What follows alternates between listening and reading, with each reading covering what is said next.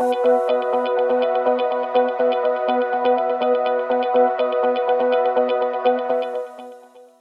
friends. Welcome to Leading Theologically. I am Bill Davis, Senior Director for the Theological Education Fund's development at the Presbyterian Foundation. And we are in the middle of our series on reconciliation. And today I welcome my friend and guest, Adrian Miller. Adrian, welcome. Good to be with you. Friends, Adrian is a James Beard Award-winning author. He is known as the Soul Food Scholar.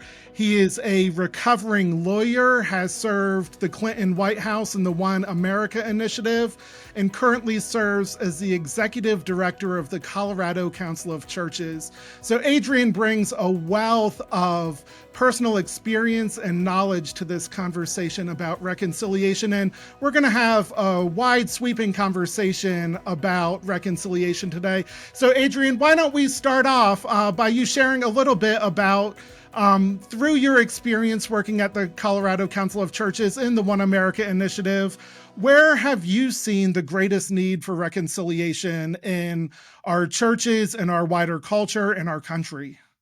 Well, that's a tough question because it just seems we need it everywhere. Right. So trying to, pinpoint the greatest need. So, just to keep it close to home, I'll see churches. So I've been in my role for going on 11 years now. Yeah. And I knew that there needed to be racial reconciliation work in the church. And I knew it wasn't going to be easy, but I just didn't think it was going to be this hard. Because I thought just having a shared faith tradition would create enough common ground to start having these conversations. But man, it is just really tough. There are just people that have a worldview that they've settled into, and they do not want it disturbed purposefully or even accidentally. Yeah.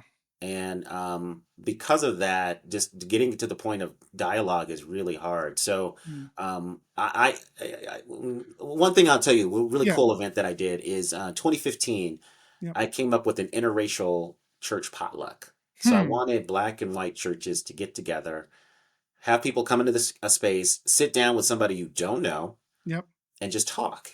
And then after that, maybe find ways that their churches, respective churches, can start to get into dialogue and build relationship. So going into it, the Black pastors that I talked to were highly cynical and skeptical.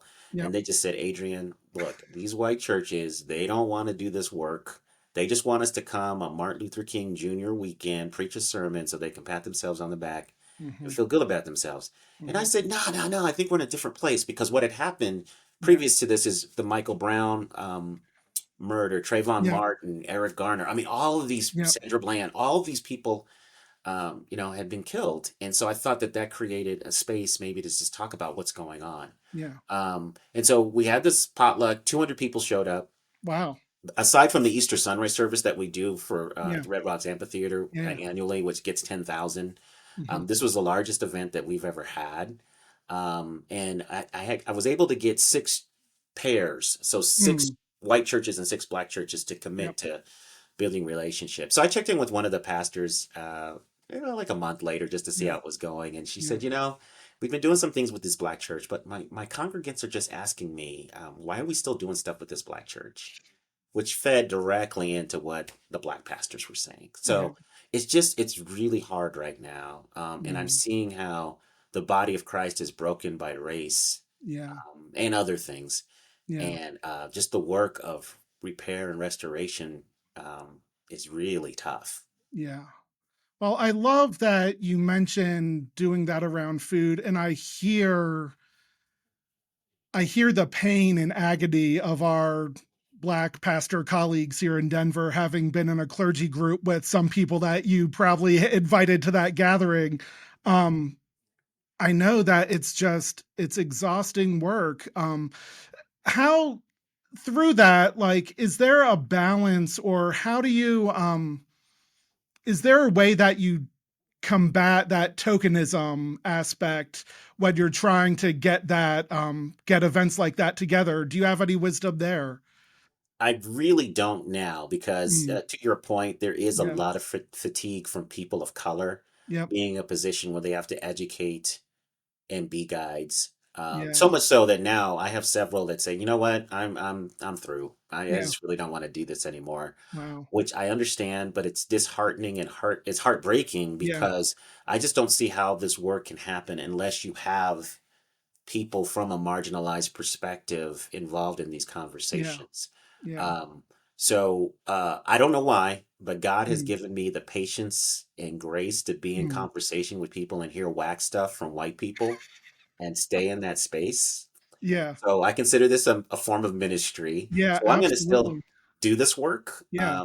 But I don't know how much longer I'll be able to do it, but Fair. I have that energy for right now. So my only, I guess, Yeah. advice is Yeah. that just take that first step. Yeah. And it doesn't always have to be the person of color taking that first step. I Right. think people outside of marginalized groups need to take the first step. It's because that I think the other thing Yep. that's a challenge right now is you've got cynicism from people of color, maybe and anger, but on Yep. the other side, you've got this just fear, Yeah. not wanting to be in a space where you're the bad person or that Yep. you'll say something Yep. that will just make people really upset Yep. and unravel any progress that's being made. So we've got those two things that are Yep. really just like clashing, Sure. and it's really harming the ability to do this work. Mm. Well, let's maybe flip the script on that a little bit and talk about something that hopefully is helpful in doing this work. What you mentioned earlier about getting together folk for a potluck. You're known as the soul food scholar. So, how might this practice of sharing meals together, whether it's barbecue or another style of food, help cultivate a spirit of reconciliation between folks? Yes. Well, the key ingredient is the food has to be good.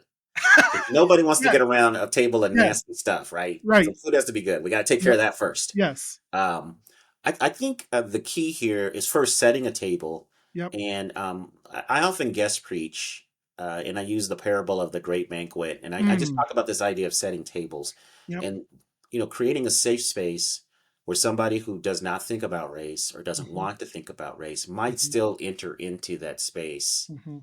at least for a chance for a conversation.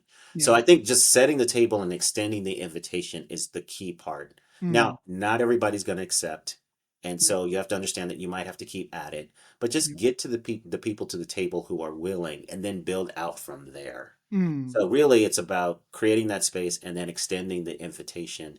And Yep. then I think a key part of this, and I borrow this from Parker Palmer because Yeah. I've heard this in other circles, is extending grace to somebody, and accepting the tension if you still don't disagree. Like seeing the Mm. divine in that other person, Mm. even though they're saying stuff, you're just like, where is that even coming Yeah. from? Or how could you even say that? But still just recognize, okay, this is a journey, this is a process. I'm learning. I need to learn. I hope this Yep. person learns from me. Because I think another thing that hampers these efforts is Yep. sometimes people just go into a space feeling like they know it all. Mm. Like I could see myself going into a space as a black person. Oh, y'all can't tell me anything about being marginalized or oppressed. I mean, I got that nailed. You can't tell me Yeah. anything. And then I'll hear a story from somebody else of a different Mm. background, right? I'm like, Yeah. oh, wow, I didn't even think about that. Yeah. Wow. Right. And so there's this spirit of hospitality that's needed. There's a spirit of learning. There's a spirit of curiosity, right? One of my lines as I've begun this work around theological education fundraising, Adrian, has been I want to cultivate a spirit of curiosity more than certainty, right? The minute that I show up certain of something, I've lost the boat, right? I need, if I can be curious and cultivate that curiosity, I can continue growing, I continue learning. So, are there other things about practices of table hospitality that help us understand another culture, another heritage, another race? Well, I think Um, I'm sorry, I didn't mean to cut you yeah, off. no, go, my I friend. think to your point, that's why food is such a creative element of this because typically we learn about another culture through food. We may Yeah, not know those people, right? But we go to a yep, restaurant and somebody puts a plate in front of us and we're like, what's this? right, Whether it be Chinese food, Indian food, whatever culture. yeah, And so I think that natural appetite for curiosity gets kind of mhm, satisfied when you put a plate in front of other people. And yeah, then, when you're sitting down at a table, yep, you can't help but recognize the humanity of people at that table. I think Yeah. that's why the civil rights movement, one of the key Mm. things was integrating these dining spaces, these hospitality Mm. spaces, Yeah. because it's hard to hate somebody when you're at that table and you're talking and you're starting to get to know each other and starting to build relationship. So I think food is very important. And then also just cooking. Yeah. I often tell people that cooking Mm. is an act of love because when Mm. somebody makes something to nourish you, they're saying in a way they care about your survival. And they're Mm. saying that they love you. Yeah. Even if the food is straight nasty, the act of cooking is still meaningful because Yeah. somebody's at least trying. Right. So all of these things are at play, and I think it disarms people and then creates an environment where maybe we can start talking. I haven't fully developed it yet, but I'm Yeah. thinking about a multi-part um, dialogue series Mm. based on food and coming Okay. together. And I think part of it is not only eating together, but intentionally cooking the food of the marginalized group to build relationship. Yeah. And then pairing Yeah. together people from different perspectives, disparate views, pairing them to cook together as part of that journey. So Mm. I haven't fleshed it out yet, but it's coming Well, soon. when you start that here in Denver, let me know because I would love to show up and get in a kitchen and, experience that multiculturalism and that diversity of folk coming together. Yeah. Um, And yeah, another thing that's really cool, Bill, is yeah, on online and in other ways. I'm just seeing a lot of creativity right now and innovation in terms of getting us together. yeah. There's a app called Time Left where Hmm. essentially you sign up to have dinner with strangers. Wow. Yeah. You've got more and more groups that are like they have apps like there's one for Yeah. Shabbat. Okay. Yeah, different communities. So there's a lot of Yep. creativity right now because I Yep. think people are recognizing the isolation. Yep. They recognize that things are wrong in our society Yep. and that there are enough people of goodwill out Yeah. there. And I Yep. think most people are of goodwill, and for Yep. whatever reason they're not showing up, they're too busy, Yep. they got stuff going on, whatever. But there Yep. there are a lot of good people of will that just need to be shown a way to engage, how to plug Yeah. in. My own feeling is, in recent years after Black Lives Matter and Yep. all that things, we had a number of people that took that step to investigate. Okay, what is the Black perspective? Mm. What is the lived experience of Black people in this country that's leading to all of these really, unfortunate things happening? Yeah. So they've read the books, they've watched some films, Yep. but they're wondering, what do I need to do now? And so I Yeah. think the challenge for all of us of goodwill who want to build a shared multiracial society Yeah. is like creating those avenues to connect. Yeah. So, Adrian, you've been doing this work now for decades, right? And um, one of the places that you've shown up to do this work is in the One America initiative, right? And so I found this list that was part of that initiative about 10 things every American should do to promote racial reconciliation. This is a list that was written in the mid 90s, late 90s, somewhere around in there. So Yeah. I just, for our listeners and to maybe jog your memory, I want to read a couple of these and would love for you to reflect on them and how they might be still meaningful today and maybe what y'all were thinking about in the 90s as this was coming to light. Um, Before you do yeah, that, can I just give some context for please, that please, initiative? please, please. Sure. So it comes out of, well, first, it was the initiative on race. Mm, And the basic underpinning of that initiative, ready for this, hmm. is that if we just talk to one another and listen, we might realize that Yeah, we have a lot more in common than what supposedly divides us. So yep, that went on, was chaired by the late John Hope Franklin and okay. some other notable people. That went on for about 2.5 years. And when that ended, that group made a series of recommendations to the Mm, president to okay, continue the work. And that became the initiative for One America.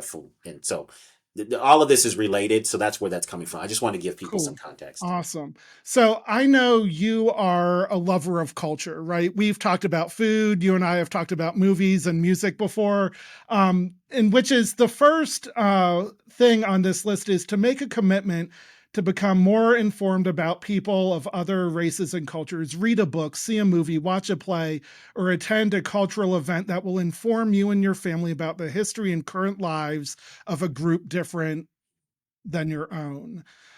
Say a little bit about that. How does like that intercultural play help us learn about one another so that we can be reconciled? Right. I think that that goes to your point about curiosity. I think that, Mm, going to something like this, I don't know if you have to have a spark of curiosity to even go, but sure. the storytelling and from a lot of angles that's available right now about people of other cultures is astounding. I think we have more access to Yeah. the stories of other people than we've ever had.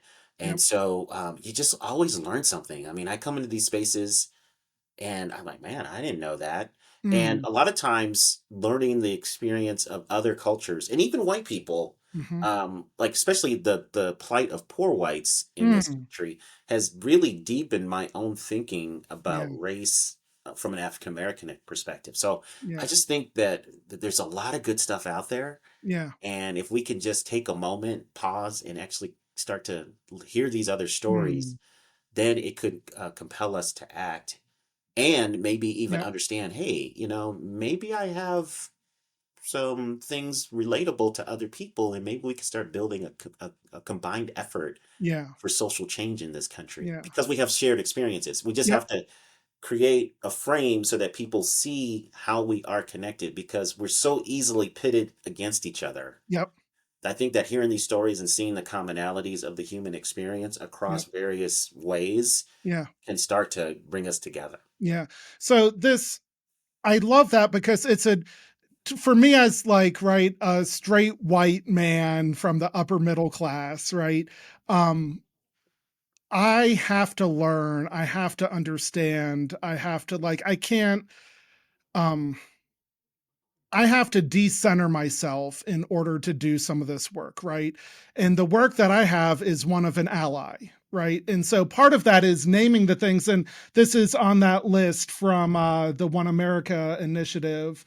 Make a point to raise your concerns about comments or actions that appear prejudicial, even if you are not the target of these actions, right? So, can you share a little bit? How does allyship and how can people of privilege show up with their voice to be a constructive partner in the work of reconciliation? How do you see that happening, Adrian? Yeah, I think this is a really powerful element of Yeah. change, and it's something I have to work on because it's Yeah. so easy to just say, keep my mouth shut. I don't want to Yep. start any trouble. I don't want people to like me, whatever, don't rock the boat.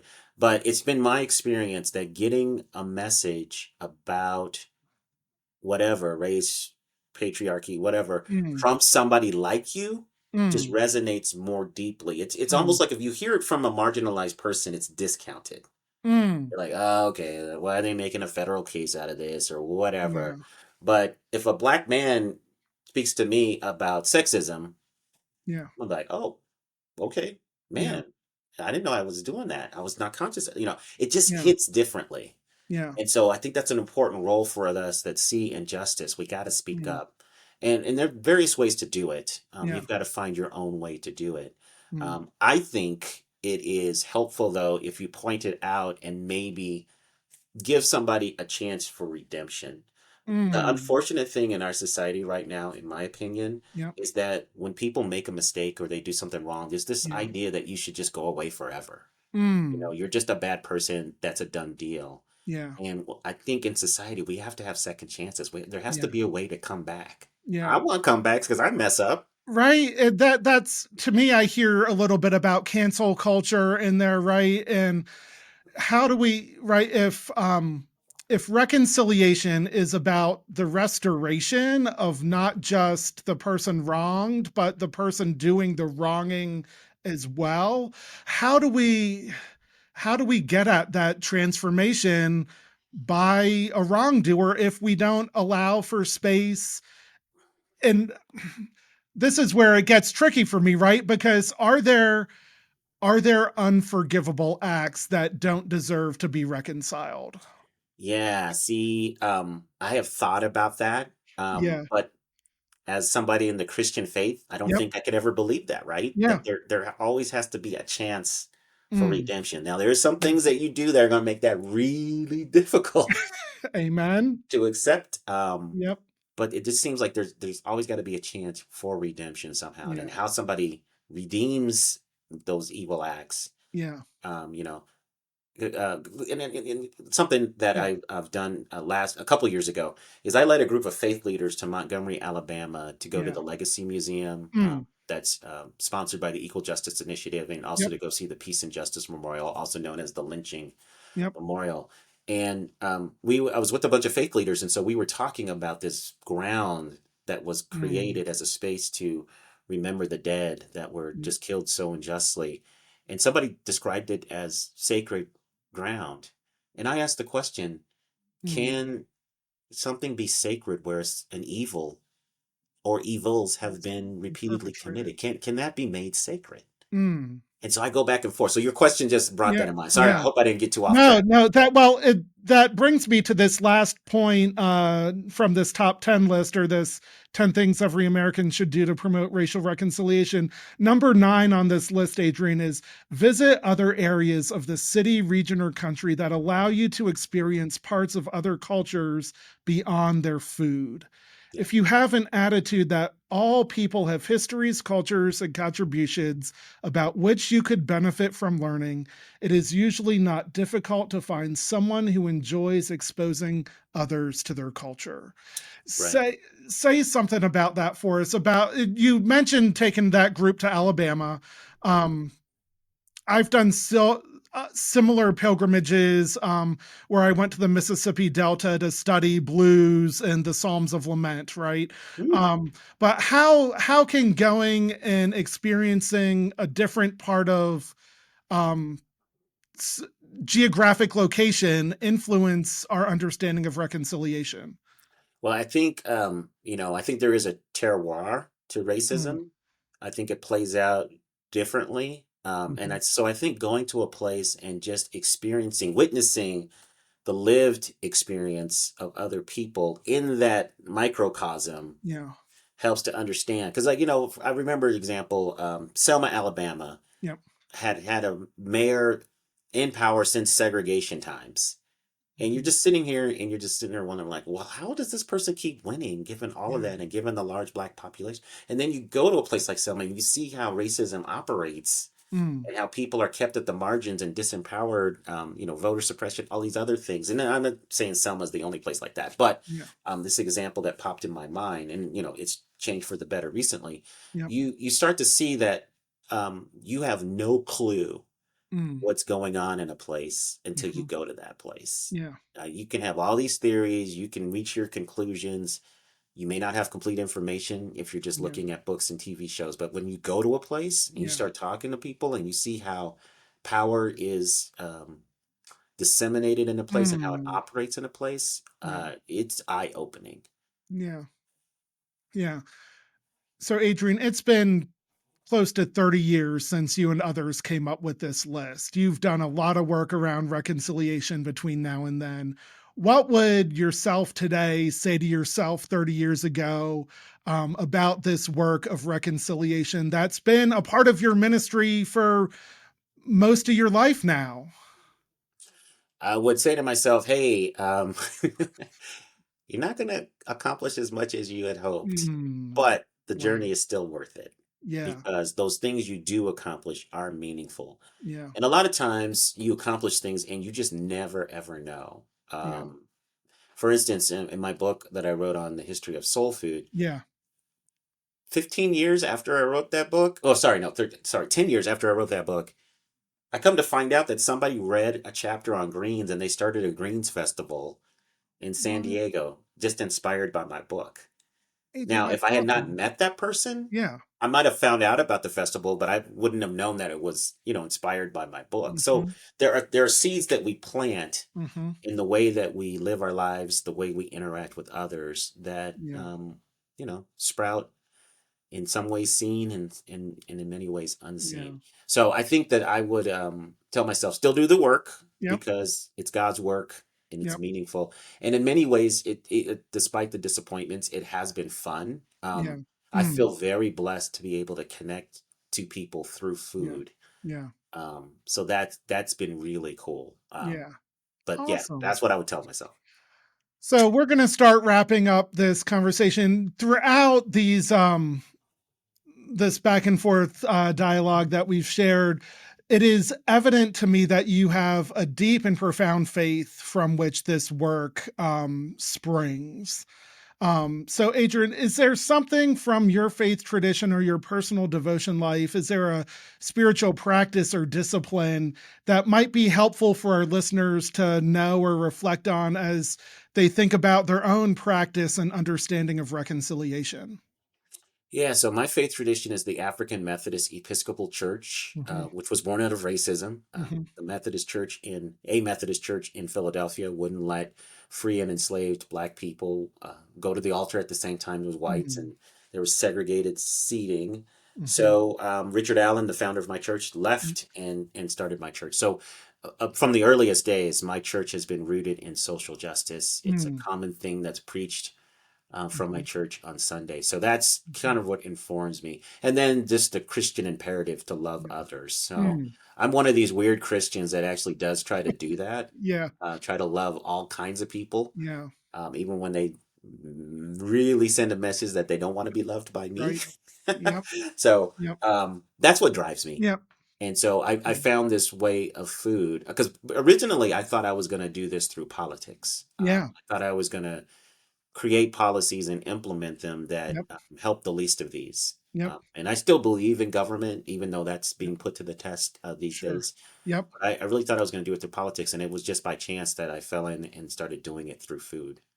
Um, Well, I am grateful that you fell into this moniker of the soul food scholar and the research that you've done. I have loved reading about the history of soul food and your work around chefs in the White House or in the president's kitchen cabinet, right?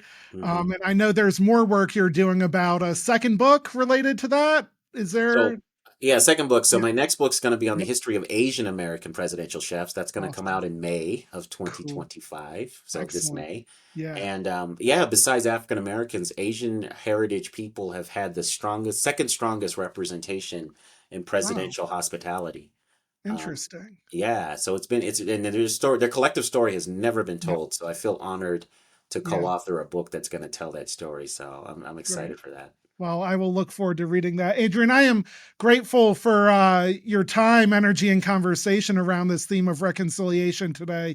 And want to leave our listeners with one final question from you, because knowing that to do this work of reconciliation, we can't be doing it from a place of empty. Our souls, our tanks need to be full for this work. Um, and in order to fill our soul, I don't know about you, I listen to lots of different things. So, Adrian, I'm wondering, what is the best thing that you've heard lately? So this is going to sound really strange, but one of the future books I'm going to write Yeah. is going to be on African American street food vendors. All right. And the Library of Congress actually recorded some of the street cries, that's what they call them, Yeah. of these vendors. Wow. So you're transported back to a place so you could know what it's like to be in a place like New Orleans, Charleston, or Savannah, and hear these African Americans rhyming and singing to get your attention and get you to buy something. Wow. So that's just really cool because I'm a big history buff, and so Yep. that's the intersection of history, food, all Yeah. kinds of cool stuff. Oh, that's more books to look forward to coming out from your history and research. I can't wait, Adrian. And I am just, again, grateful for your perspective, for your witness, for your friendship. It is good to be doing this work with you here in Denver. So thank you for joining us here on Leading Theologically. Hey, thank you. Blessings to you. Good to All be with you right. again. Friends, Leading Theologically is a mission and ministry of the Theological Education Fund and the Presbyterian Foundation. You can find out more about us on the web and stay tuned for future episodes as we continue this conversation about reconciliation today. Peace and blessings.